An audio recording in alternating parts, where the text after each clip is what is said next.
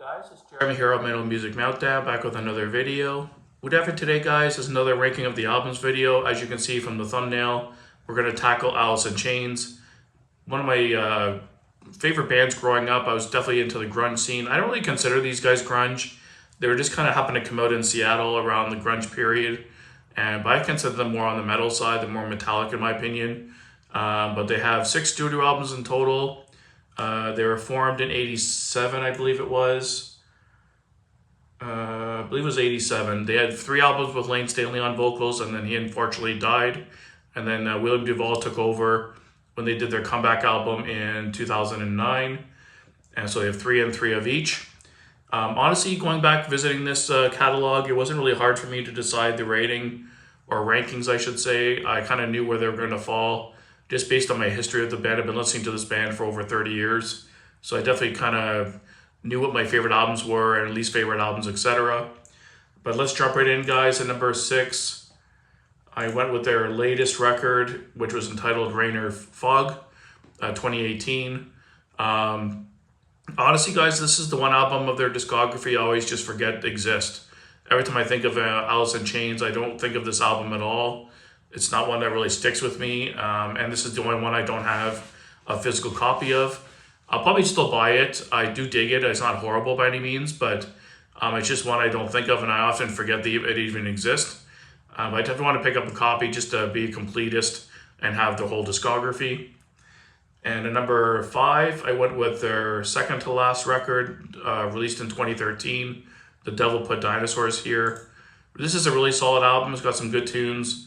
Typical Alice in Chains, kind of sludge metal, grunge if you want to call it, alternative, some doomy elements, but really cool songs on this one, a little bit more experimental on this album, and I dig it. It's just not one I go back to as much, and the songs weren't as rememberable for me compared to the other albums. And at number 4, might be a surprise to some people, I went with the 1995 release, the self-titled, or as people might call it, the Three-Legged Dog or Tripod. It's a really iconic album cover. Everyone recognizes this one. And it's got some really cool songs on this one. Again, was a really good song, Grind, really good tunes on this one. But just one of the newer albums I kind of go back to more than this. So a lot of people might be surprised it's this low on my list, but it just happened to be where it fell.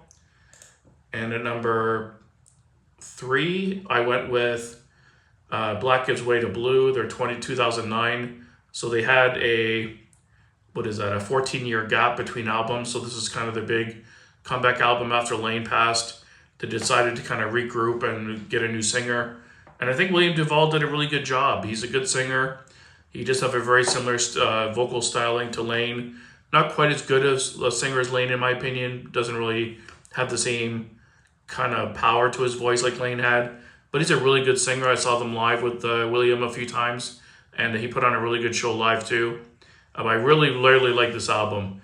When it first came out, I listened to it all the time, and even to this day, I still put it on, sometimes more than any other album over an Alice in Chains catalog, with songs like Check My Brain, Your Decision, Acid Bubble, Lesson Learned, and the title track is a really beautiful ballady song.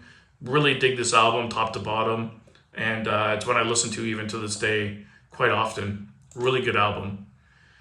And at number 2, I decided to go with the debut Facelift. Some people might have this at number 1. My number 1 and 2 are pretty interchangeable. They're pretty even for me. But I had to put 1 at 2 and 1 at 1. So this one, really good tunes on this one. Man in the Box is a monster track, one of my favorite songs of all time. We Die Young is a big track as well. Sunshine, just some really good tunes on here. But I just dig the other songs on my number 1 album a little bit more than this one overall. Which leads, of course, guys, number 1 being Facelift. Definitely a big fan favorite with the Alice in Chains fan base. Might be a little bit cliche because a lot of people have this at number 1 probably. But with songs like Them Bones, Down in the Hole, Rooster, and crazy good songs. Like Rooster is a banger of a song. Love that song. Always gives you hyped every time I listen to it. So it had to be in my number 1.